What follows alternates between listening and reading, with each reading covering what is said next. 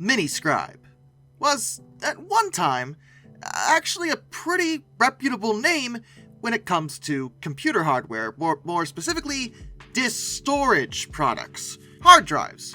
They designed and manufactured drives for computers, and I would imagine most of you have a basic understanding of what a hard drive is.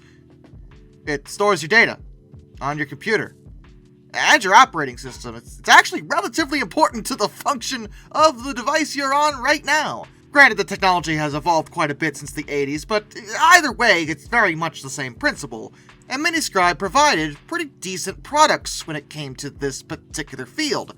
However, they ran into some trouble, and then decided the best way to get out of that trouble was with ridiculous amounts of fraud. Also, that wasn't a good idea. It didn't go so well, as you might imagine.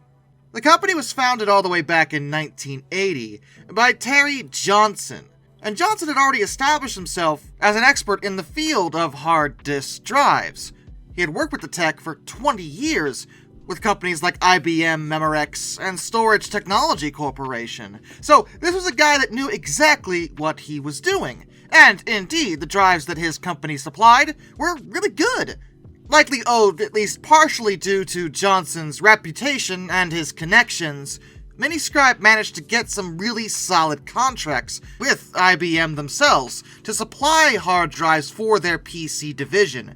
This was insanely lucrative for MiniScribe, and they grew quite rapidly, leading to an initial public offering in 1983. However, almost immediately after that, they ran into some trouble that wasn't exactly their fault. It was on IBM's end. They had released the PC XT, which was their second computer in the IBM PC line. The thing was, it sold pretty slowly, so IBM had to scale back their orders, as they just didn't need as many drives as they thought. This hit MiniScribe pretty hard, and they had to lay off 26% of their overall staff, which is never a good look. Their stock price fell into the dirt. Around that same time, Johnson himself would also leave the company that he founded, though he stressed that he wasn't leaving because of the IBM issue. He just, made his money and decided to quit, which he's perfectly allowed to do. The role of CEO would then be taken over by a man named Roger Gower. Due to their financial struggles, they had to recapitalize with a $20 million investment from a venture capital firm named Hembrecht and Quist, or H&Q. That helped, but it didn't really solve their problems. However, $20 million tends to give an establishment a lot of pull when it comes to any company or whatever they're investing in, and as a result, H&Q would push to have one of their own officers installed as the CEO. That man was named Quentin Thomas Wiles, or QT Wiles. And while this does sound like a venture capital firm trying to seize control of an asset, which they sometimes do, in their defense, Wiles had a nickname: Dr. Fix-It. See, he was really good at turning around companies. He'd made a name for himself doing that specific thing. So if anybody was gonna bail MiniScribe out of the situation, it probably would be Wiles. He wound up taking over the CEO position from Gower and ran the company remotely, which was odd for the 1980s, but he did it from his office in Sherman Oaks, Los Angeles. His immediate subordinates, his own management team, consisted mostly of accountants, numbers guys. Gotta crunch those numbers, gotta figure out where to put the numbers, fancy. And Wiles did show promise as a really good leader of MiniScribe. They quickly returned to profitability. For reference, they were making about $114 million at the peak of IBM's orders, but by 1988, they hit $603 million, an astonishing increase. They were doing quite well. That same year, they were also named the most well-managed company in the disk drive industry, and that put them on the table to supply drives to a lot of other companies. Their major customer at that time was actually Compaq, but they were also in talks with Apple and DEC as well. So all this sounds great. Where's the fraud? They're selling hard drives. What could they possibly do to be fraudulent when they're selling hard drives? I mean, they're just hard drives. You make the hard drive, you put it together. Does it store stuff? Does it store data? Good. That's what we want. Sell it. It's very simple. Well, no, it wasn't that simple.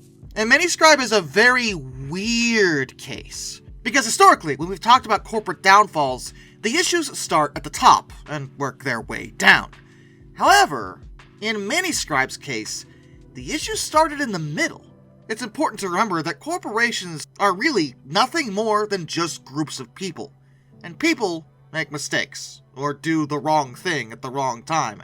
And that could happen anywhere in a corporate structure. It's not always the CEO's fault. Wiles would wind up making a lot of mistakes, but it didn't start with him. In January of 1987, the company officers decided to conduct a rough inventory estimate to figure out where their accounts should be prior to an independent review that was going to be carried out by a third-party accounting firm, Coopers & Lybrand. This is routine. Companies often use outside parties to do their auditing to avoid things like fraud. And a company will often do their own counts and stuff before the third party shows up to make sure there's nothing weird. Because if the third party finds it, that's more of a problem than if they find it. The internal counts reveal that there was actually a shortfall of somewhere between $2 and $4 million. So not very specific, but somewhere in a decent amount of money.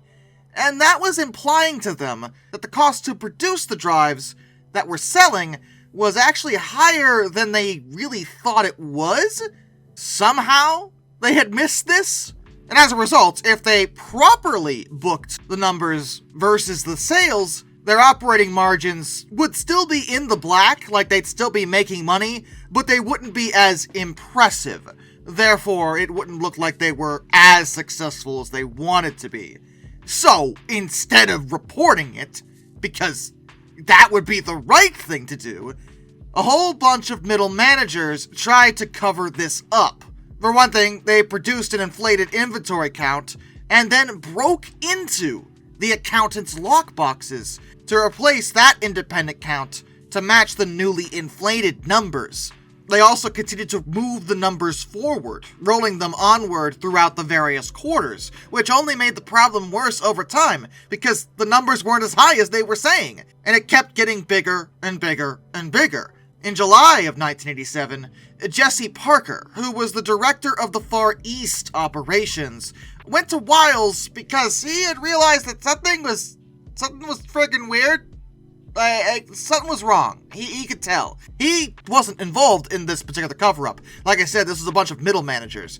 But he could tell there was something sketchy going on. Wiles himself would travel to Hong Kong and Singapore in August to figure out what was happening at those particular warehouses. And he found just complete chaos. Like, it was a mess over there. The inventory count from that autumn was showing that the numbers had grown to $15 million. Mostly in Colorado, interestingly enough. But that was impossible. And they did begin the process of correcting this ridiculous nonsense. A report was put together to consider multiple solutions, but this is where Wiles decided to make a mistake. Instead of, fixing the problem like you were supposed to, and probably fire the people responsible for this crap, Wiles suggested that they just continue hiding it. So he decided to contribute to the fraud. Oh, okay. Alright, that's great. That's wonderful. That's the exact opposite thing of what you were supposed to do, but alright. And he also went ahead and ordered all copies of the report to be destroyed. But they had to figure out how they were going to account for the $15 million. Like, they didn't have enough hard drives in inventory to make that up because they had inflated the numbers. And they didn't have enough capital to produce that many extra drives all at one time, or the actual time to do so. So what were they going to do? Well, this is where people run into a savage misunderstanding of this story, because a lot of people will tell you that they actually shipped bricks. I mean literal bricks in hard drive boxes. And that's what they used in place of hard drives. This implies to many that they were shipping these bricks to customers. That isn't the case because that would be utterly stupid. I mean, it's already utterly stupid, but that would be beyond stupid, because when the customer got the box and opened it up to find a brick, the game would be up. That was not what they were doing. What they were doing was While they were sticking bricks in hard drive boxes, that part is true. They packed around 26,000 bricks into hard drive boxes. But they weren't shipping them to customers. They shipped them to Singapore, one of the screwed up warehouses, remember, and they used them to bolster the inventory count. Once they could back up the inflated inventory numbers with, well, not hard drives, but outwardly looking like hard drives, they then would recall the serial numbers on those boxes as defective units, which is technically true, because I'm pretty sure a brick is not even remotely capable of storing any digital data whatsoever. And instead of writing them off, they then checked them into inventory, along with the other actual failed drives that had been returned properly, like normal. This is another effort to cook the books, of course. And you might be saying, well, if they weren't shipping them to customers, why even bother with the bricks at all? Why not utilize empty boxes? 2 reasons. 1, they had to worry about that third-party audit, remember? When the auditors came, in case they picked up one of the boxes of hard drives, they probably wouldn't open them, but they might pick them up. And if they picked them up, they needed to weigh like a hard drive. And a brick is, well, roughly, I would imagine, the same weight as a 1980s hard drive. I doubt it's exact, but it's probably close enough where no one would question it. Plus, they were shipping it to Singapore from Colorado, remember? And that means it had to pass through customs and stuff. And if they were a bunch of empty boxes, that would raise some suspicion. Basically, they were doing everything they could. Well, not everything they could, because that would imply they were actually doing things properly. But they were trying to pretend that there were hard drives so no one would actually have a reason to open the boxes or even remotely suggest that whatever was in there wasn't actually a hard drive. Because if it was empty, it would be obvious. But if there was a brick in it, they were less likely to look. And no one did. The brick thing is easily their most famous fraud, but that wasn't the only thing they started doing. They continued posting impressive numbers, of course. As I said, they were doing great by 1988. But that actually was one of the things that started raising suspicion among people, because they continued to post improving operating margins. But the rest of the hard drive industry wasn't doing that. They'd been suffering from a lot of falling margins because of downward price pressure. Computer manufacturers wanted drives for cheaper because they wanted to sell their computers cheaper. Hard drive manufacturers had to try to bring their prices down in order to stay competitive, and that meant the margins were lower. But MiniScribe didn't suggest that this was the case, at least for them. And yet, people were still buying their hard drives. That's weird. Also in 1988, the board of directors noticed that their reported receivables was growing in a really violent fashion. Like, it was way higher than they expected. And that indicated to them that there was a large amount of unpaid billables, while at the same time the inventories were growing, indicating unsold product. This brings into the other need for the bricks, because another thing they were doing was selling the bricks, but not actually selling the bricks. Basically, they would take a customer's money, and the sale would be for one of the literal bricks. They wouldn't ship that one, they'd then categorize it as defective and recall it, and eventually the customer would receive the hard drive, but it would take a lot longer for them to actually get them a real hard drive, because a significant portion of their actual inventory were bricks. And the vast majority of the board, outside of Wiles, didn't actually know any of this was going on. They were so suspicious, they ordered an internal investigation in October, while at the same time the company reported yet another record-setting quarter, which, again, was not right. That it couldn't have been. The numbers, the math ain't mathin', guys. There was something wrong, they just had to figure out where it was. They reported that record-setting quarter despite the fact that they had failed to win a contract with either Apple or DEC, like I mentioned earlier. Those contracts never happened. So where was the records coming from? Who's buying these drives? Well, I mean, some people were, but God, there was so much fraud. The investigation would center around Wiles, as he had personally set very rigid sales forecasts that he demanded be met, even when it was, impossible. He pushed those requirements down to the sales teams, and because there was absolutely no wiggle room for them to, not hit them, they utilized any means necessary to meet the numbers, even if it involved, not actually meeting them, just saying they did. He also kindly set bonuses on beating the figures that he wanted to meet, which is, a good thing generally, but this combined meant that the sales team boosted their numbers as they moved up the reporting chain. And Wiles would continue to compound on the issue by setting the next targets even higher than the previous targets. So the sales team again inflated their own numbers, and you see what's happening here. There was also plenty of more classic accounting tricks cooking the books in order to get around all of this. They failed to write off bad debts, basically always. They shipped drives to warehouses and booked them in as sales when they weren't. Or maybe they were bricks, it's hard to know. They backdated shipments to allow them to be booked in an earlier period in order to meet goals, and they deliberately shipped defective products repeatedly to different customers so that one drive could be booked as multiple sales. And had they not gone under, they likely would have gotten away with every single bit of this, because though the board wasn't aware, when they did find out, they really weren't willing to admit it publicly because it would have spelled the end for the company.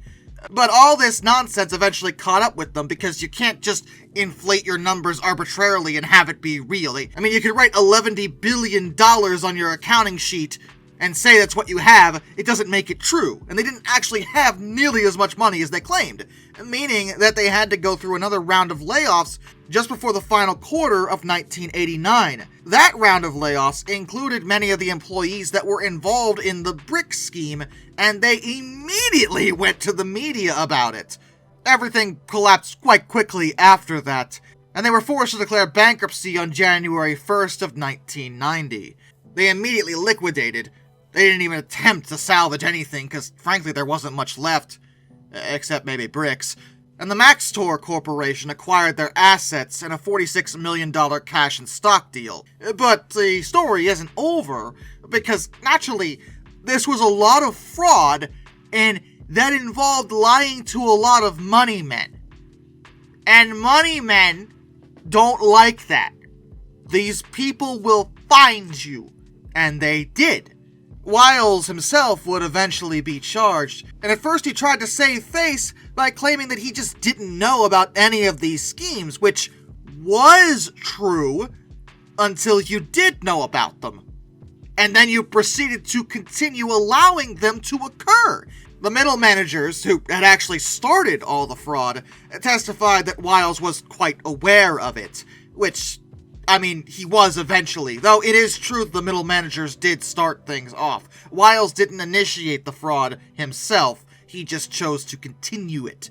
The court also noticed that Wiles had interestingly sold a very large amount of his own shares in the company in April and May of 1988, almost as if maybe, possibly, perhaps he knew that everything was about to collapse and he was going to sell his shares while they were, actually worth something.